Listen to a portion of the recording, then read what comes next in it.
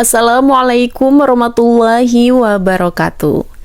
Terima kasih untuk teman-teman semuanya yang sudah mampir di video kami. Semoga teman-teman semuanya sehat selalu, dilancarkan rezekinya, dan bahagia dunia akhirat. Amin ya rabbal alamin.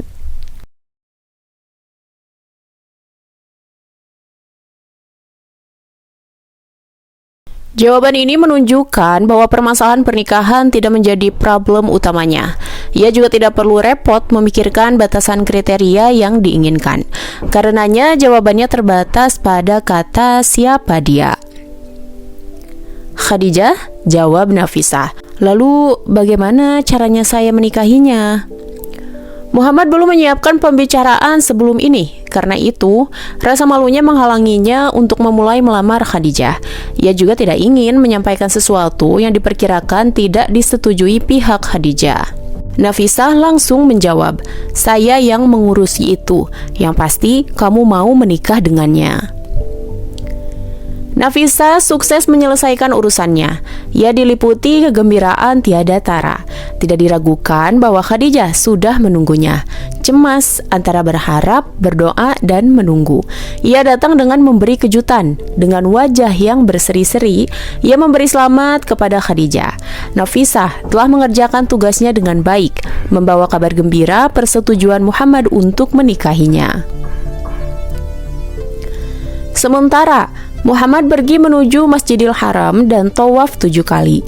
Dalam perjalanan ke rumahnya, ia bertemu dengan budak yang dulu berada di rumah Khadijah, yaitu Muntasyah. Kitab sejarah mengisahkan bagaimana ketika Muntasyah bertemu Muhammad. Ia berkata, "Apakah kamu baru saja melamar Khadijah?" Kemudian Muhammad menjawab, "Tidak." Jawaban Muhammad memang benar. Pembicaraan halah dengan Ammar tidak begitu menjadi masalah baginya. Begitu juga pertemuannya dengan utusan Khadijah, serta semua isi pembicaraannya hanya sebatas tukar pendapat saja. Sedangkan hasilnya bagaimana? Ia belum mengetahui secara pasti. Demi Allah, tidak ada seorang pun wanita Quraisy, sekalipun Khadijah radhiyallahu anha, yang merasa setara untuk menikah dengan Muhammad.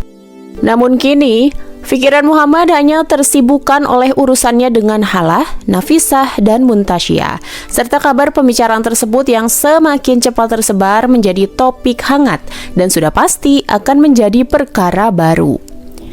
Tiba-tiba budak Khadijah datang, meminta Muhammad untuk segera menemui majikannya. Mendengar itu, Muhammad segera pergi ke rumahnya. Sedangkan Khadijah masih tidak yakin dengan semua yang terjadi. Khadijah radhiyallahu anha menyambut kedatangan Muhammad dengan sepenuh penghormatan dan kegembiraan. Ia sudah mempersiapkan diri untuk bertanya kepadanya secara langsung tentang masalah pernikahan dan mendengarkan kalimat indah tersebut keluar dari orang yang sangat ia muliakan. "Wahai Muhammad, apakah kamu tidak ingin menikah?" Ia bertanya. "Dengan siapa?" Muhammad menjawab, "Saya." Jawab Khadijah, "Mana mungkin saya menikahimu?" Muhammad kemudian menegaskan. Mendengar jawabannya, Khadijah radhiyallahu anha menjawab, "Wahai anak pamanku, saya menyukaimu karena kekerabatanmu, kemuliaanmu di tengah kaummu, amanahmu, bagusnya akhlakmu, dan kejujuran ucapanmu." Mendengar itu, Muhammad menerima tawaran tersebut. Lantas, Khadijah berkata kepadanya, "Pergilah kepada pamanmu dan katakan kepadanya, segerakan pernikahan kita besok." Setelah Abu Thalib mendengar apa yang disampaikan anak saudaranya, maka segera ia berangkat menuju rumah Khadijah. Melihat kedatangannya, Khadijah menyambutnya dengan ramah lalu berkata kepada Abu Thalib, "Temuilah pamanku dan sampaikan padanya untuk menikahkan Muhammad dengan anak saudaranya, yaitu Khadijah." Maka Abu Thalib sepakat dengan hal tersebut dan akan menjadi pihak Muhammad untuk melamarkannya. Ia berkata, "Ini semua adalah karunia Allah." Maka Muhammad datang bersama paman-pamannya, Abu Thalib, Hamzah, Al-Abbas, Az-Zubair, Fidak, dan beberapa sahabat Muhammad, yaitu Abu Bakar dan Ammar bin Yasir. Mereka datang ke rumah Amru bin Asad, paman Khadijah. Di rumahnya sudah ada Waraqah bin Naufal, Hakim bin Hizam, seluruh pembesar Bani Mudor, dan tokoh-tokoh Mekah. Mereka semuanya datang untuk menyempurnakan akad. Sebagai perwakilan pihak Muhammad, Abu Thalib berdiri dan berkhutbah sebagaimana berikut.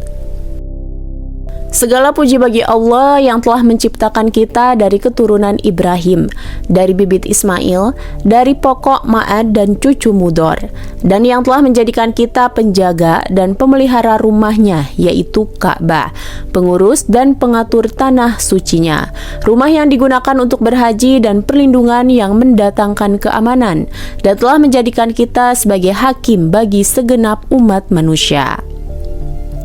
Kemudian daripada itu, sesungguhnya anak saudaraku ini jika dibandingkan dengan lelaki lain, tentu dia lebih unggul, baik kemuliaan, keutamaan, keluhuran budi pekerti. Meskipun dia seorang yang tidak mampu, karena memang harta benda itu ringan, hilang, dan mudah lenyap, seperti barang pinjaman yang harus segera dikembalikan. Ia juga sudah kalian ketahui kekerabatannya. Ia juga telah melamar Khadijah binti Khuwailid dengan mahar tidak lebih dari harta yang saya bawa ini, yaitu dengan 20 ekor sapi. Di sini ada yang berpendapat 12,5 uqiyah emas. Demi Allah, Muhammad ini kelak akan membawa berita yang amat besar dan kepentingan yang sangat berguna. Setelah Abu Thalib berkhutbah, Waraqah bin Naufal berdiri dan berkhutbah menyambut khutbah Abu Thalib. Di antara isi khutbahnya sebagai berikut. Segala puji bagi Allah yang telah menjadikan kita sebagaimana yang Anda sebutkan, dan kemuliaan kita sebagaimana apa yang kamu sebutkan. Kita adalah pembesar-pembesar Arab dan pemimpinnya. Dan Anda semua Bani Hashim adalah orang yang paling berhak dalam hal tersebut. Tidak ada seorang Arab pun yang mengingkari kemuliaan kalian atau menolak keluhuran kalian. Dan tujuan kami untuk menjalin hubungan dengan kalian tidak lain karena kemuliaan dan keluhuran kalian. Maka saksikanlah, wahai para bangsawan Quraisy, bahwa saya menikahkan Khadijah binti Khuwailid dengan Muhammad bin Abdullah. Kemudian Abu Thalib menambahkan, saya ingin agar pamannya juga menyatakan demikian. Maka Amru bin Asad berkata, saksikanlah, wahai para pemuka Quraisy, saya menikahkan Muhammad bin Abdullah. Hal tersebut disaksikan oleh para pembesar Quraisy. Dalam pesta tersebut, Muhammad menyembelih 2 ekor onta untuk menjamu tamu undangan. Para budak juga memeriahkan acara tersebut dengan menabuh rebana. Dalam acara tersebut, Abu Thalib terlihat sangat gembira. Ia berkata, segala puji bagi Allah yang telah menghilangkan kesedihan dan kesusahan yang menimpa kami. Muhammad memulai kehidupan baru pada usia yang baru menginjak 25 tahun. Riwayat tersebut yang mutawir dan bukan 21 atau 27 tahun. Adapun usia Khadijah ketika menikah dengan Muhammad, ada banyak versi pendapat dalam hal ini. Ada yang mengatakan usianya ketika itu 40 tahun, ada juga yang berpendapat usianya 30 tahun. Ada lagi yang berpendapat usianya 35 tahun. Yang lain berpendapat usianya ketika itu 38 tahun. Namun kebanyakan perawi menyatakan bahwa usianya ketika itu 40 tahun. Di antara alasan mereka memilih pendapat tersebut adalah bahwa ketika itu Khadijah mencapai puncak kedewasaan. Akalnya matang, pendapatnya jitu, dan pemikirannya lurus. Puncak kedewasaan tersebut tidak mungkin dimiliki kecuali oleh orang yang telah berumur matang, yaitu mereka yang telah mencapai usia 40 tahun. Tetapi di sini lebih cenderung berpendapat bahwa usianya dikala itu telah melewati 25 tahun, baik 27 atau 28, tetapi jauh di bawah 40 tahun. Ia telah menikah dengan suami pertama yaitu Atik bin Abid. Usianya di waktu itu sekitar 14 tahun atau kurang dari itu. Sebagaimana kebiasaan anak-anak bangsawan saat itu, selama anak sudah mencapai usia 10 tahun dan sudah ada tanda-tanda balik, maka orang-orang akan berlomba-lomba menikahinya. Hingga menikah pada usia tersebut sudah menjadi kebiasaan umum. Di sini tidak dikatakan bahwa usianya ketika itu 10 atau 11 tahun, tetapi di sini lebih berpendapat usia pertengahan di mana orang-orang menikah pada usia tersebut, yaitu 14 tahun. Dari pernikahan yang pertama lahirlah Abdullah. Tetapi rumah tangganya dengan suami pertama tidak berlangsung lama. Tidak kurang dari 2 atau 3 tahun dari pernikahannya, suaminya meninggal dunia. Tidak lama setelah suami pertamanya meninggal, ia sudah dipersunting oleh Hindun bin Zurarah, yang lebih dikenal dengan Abu Halah.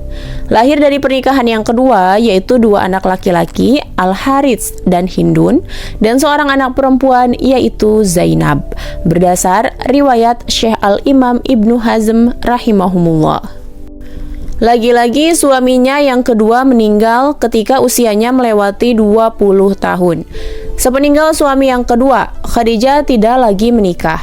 Untuk sementara, Khadijah tidak mau menikah di saat ketika kecantikan dan kedewasaan mematang. Bisa jadi, ia trauma akan kematian 2 suaminya, menjadi sebab itu ia menunda menikah lagi. Ada semacam awan kelam yang membayanginya untuk menikah lagi, meskipun lebih baik baginya untuk tunduk pada ketetapan ilahi, sampai rencananya terlaksana dan takdirnya berlaku untuk kembali mencurahkan kebaikan, kedudukan, dan barokahnya kepada Khadijah. Di antara pakar hadis yang berusaha meneliti lebih dalam masalah ini adalah Abbas Mahmud Al-Aqad. Ia berkata, sebagian pakar sejarah menyatakan bahwa usia Khadijah ketika menikah dengan Rasulullah adalah 40 atau 45 tahun. Sementara Ibnu Abbas menyatakan bahwa usianya ketika itu 28 tahun dan tidak melebihi itu. Pendapat ini lebih mendekati kebenaran karena Ibnu Abbas adalah orang yang paling tahu tentang hakikat umurnya. Karena wanita di Jazirah Arab sangat cepat tumbuh dewasa. Jarang sekali mereka yang ingin menikah setelah usia 40 tahun. Andai kata pun menikah, jarang sekali yang bisa melahirkan lebih dari 7 anak.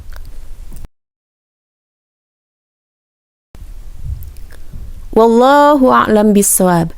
Demikianlah dari kami, semoga bisa bermanfaat dan menjadi berkah bagi kita semua. Amin ya rabbal alamin.